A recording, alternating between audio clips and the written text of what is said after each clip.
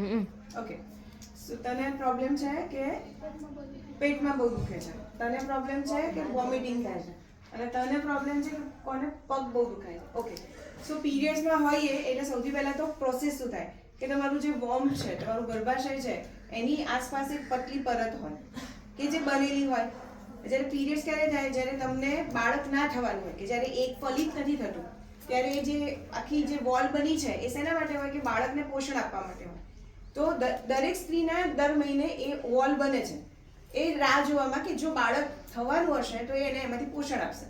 પણ જ્યારે બાળક નથી થતું, મતલબ એક ફલિત નથી થતું, ત્યારે એની જે આસપાસની જે આખી લાઈન છે વોર્મની આમ આસપાસમાં લાઈન હોય, એ લાઈન તૂટી અને બહાર આવવાનું સ્ટાર્ટ થાય. એટલે એની અંદર ઝીણી ઝીણી કોશિકાઓ હોય એટલે એમાંથી લોહીનો ફ્લો આવે. સો એ લોહી અને એ સ્કિન તૂટે એટલે તમને એવું લાગે લમ્સ પડે છે. સો એ તમારા શરીરની બહાર આવે. હવે એ પ્રોસેસ કેવી રીતે થાય, તમે લીંબુ કેવી રીતે નીચો, લીંબુ નીચો ને એવી રીતે તમારું વોર્મ આખું આમ આમ નીચોવાય. એ જે અંદર પ્રોસેસ નીચોવાનો થાય ને એટલે તમને ચૂંક આવે, પેટમાં દુખે. એટલે અચાનક જ તમને કશું થાય, તમે મસ્ત વાતો કરતા હોય, જેમ કે હું પીરિયડ્સમાં આવું તો મને કેવું થાય, હું મસ્ત વાતો કરતી હોય, લેક્ચર લેતી હોય, અને પછી અચાનક જ આમ એવી પીડ આવે ને અંદર નીચોવાય એટલે આમ થાય કે આમ થઈ જાય, લિટરલી આંખો બંધ થઈ જાય. એ પેઇન છે. હવે ઘણા લોકોની અંદર દીકરીઓ 100% છોકરીઓ જે હોય એમાંથી 80% છોકરીઓને પેઇન એવું થાય કે જે લોકોને થોડું થોડું પેઇન સહન કરી શકે. જેમ હું બધી જ એક્ટિવિટી કરી શકું, પણ એ દુખાવ થાય ત્યારે આમ થોડી વાર આમ થઈ જાય, પછી પાછું સહન કરી શકું, પણ રજા ના લેવી પડે.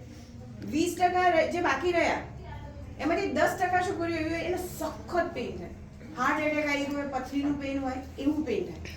એવું પેઇન થાય ને કે લોકો ઊભા ના રહી શકે, રડ્યા કરે, સૂઈ રહેવું પડે, આળોટવું પડે, કંટાળો આવી જાય, કશું જ ના કરી શકો, એટલું બધું પેઇન થાય. અને જે બીજી 10% છોકરીઓ છે ને એમને જરાય પેઇન નથી થતું. સમજ્યા? હવે તમે કઈ કેટેગરીમાં આવશે તમારે જોવાનું. હવે વોમિટિંગ થવાનું રીઝન પણ એક છે.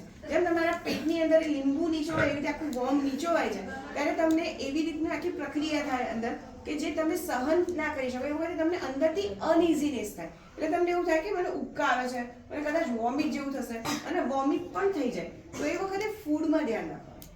હવે તમે જ્યારે પીરિયડ્સમાં હો ને, આ તમારે ખાવો ઓછો કરવો હોય, ઉલટી જેવું ના થાય એવું કરવું હોય તો અપચું નહીં થવા દેવાનું, અને પગ ના દુખાય તો એના માટે ન્યુટ્રિશિયસ ફૂડ લેવાનું. અને શું બંધ કરવાનું? મીઠું 50% બંધ કરી દેવાનું. એટલે તમે અત્યારે તો તમે આજે ખાવ છો, બપોરે જમ્યા, રાત્રે જમ્યા, હવે એમાં તો ક્યાં મેડમ અમે મીઠું લેવાના છીએ, પડીકાઓમાં મીઠા બહુ આવે, સોડિયમનું પ્રમાણ બહુ આવે, તો નાસ્તા કરો એમાં મીઠા બહુ આવે. તો તમારે શું કરવાનું?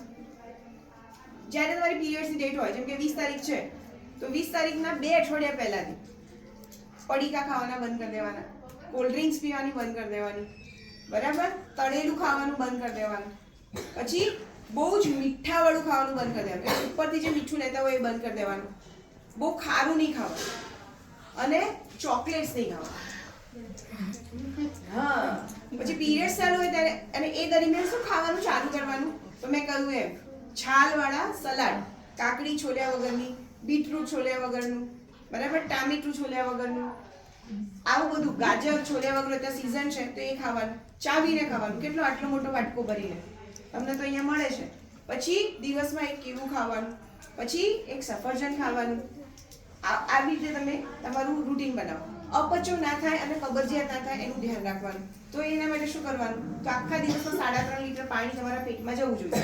પાણી બેસીને પીવાનું, બરાબર, ઠંડુ પાણી નહીં પીવાનું, સાદું માટલાનું પાણી પીવાનું. અને રાત્રે 10 વાગ્યા સૂઈ જવાનું, સવારે 5-6 વાગે ઉઠી જવાનું. તમારે સ્કૂલમાં જતા પહેલા થોડુંક બહાર ખુલ્લા પગે ઘાસમાં ચાલી લેવાનું 10 મિનિટ. ઘાસમાં ચાલશો એટલે શું થશે? તમારા બોડીની અંદર ન્યુટ્રલ બોડી થશે, બરાબર, અને થોડુંક વર્કઆઉટ થશે, નોર્મલ, હલકું ફુલકું. એનાથી તમારા બોડીની અંદર શું થશે? હોર્મોન્સ તમારા બેલેન્સ થશે, અને તમે એક ખુશી અનુભવશો. જ્યારે તમે થોડું ચાલો કે તમે થોડુંક આમ ફ્રેશ એર લો, સૂર્યનો તાપ, વિટામિન ડી મળે, કેલ્શિયમની ડેફિશિયન્સી ના થાય, કારણ કે શરીરમાંથી લોહી બધું નીકળી જાય. તો શું થાય? પગ દુખે. તમારા શરીરમાં કોઈ નસ કાપી દો, બધું લોહી નીકળી જાય તો શું થાય? લોસ થાય ને, ડેફિશિયન્સી થાય ને. સો એટલા માટે પગ દુખતા હોય. તો એ વખતે બને એટલું ફિઝિકલ હાર્ડવર્ક નહીં કરવાનું. એટલે તમે દોડવા જતા હોય, દોડ પકડ રમતા હોય, કોઈ એવી ગેમ્સ રમતા હોય, જીમમાં જતા હોય, સ્પોર્ટ્સ એક્ટિવિટી કરતા હોય, તો એ વખતે તમારે થોડી ઓછી કરવાની. કે એ ઓછી કેમ કરવાની, એનાથી તમારું જે પ્રોસેસ હોય ને સ્ટેટમાંથી લોહી બહાર નીકળવાનું એ વ્યવસ્થિત થાય. એટલે આપણે જો એ પણ ચાલુ હોય અને તમારે દોડવાનું ને એક્સરસાઇઝ કરવાનું બી ચાલુ હોય તો એ પ્રોસેસમાં ઇન્ટરપ્ટ થાય ને, એટલા માટે. તો એ વખતે આ કરવાનું. એટલે તમારું જો તમે મીઠું 50% ઓછું કરી દેશો, ખાંડ તમે ઓછી ખાશો, તો તમારું જે દુખાવો છે ને એની અંદર 20 થી 30% ફરક આવી જશે. અને જે લોકોને સખત દુખાવો થાય છે ને એ લોકો પેઇન કિલર્સ 2 દિવસ 3 દિવસ જ્યારે દુખાવો થાય છે ત્યારે લેવાની, નહીંતર તમને એ દુખાવો સહન નહીં થાય, તમારી વર્ક ક્વોલિટી ઉપર પ્રોબ્લેમ થશે.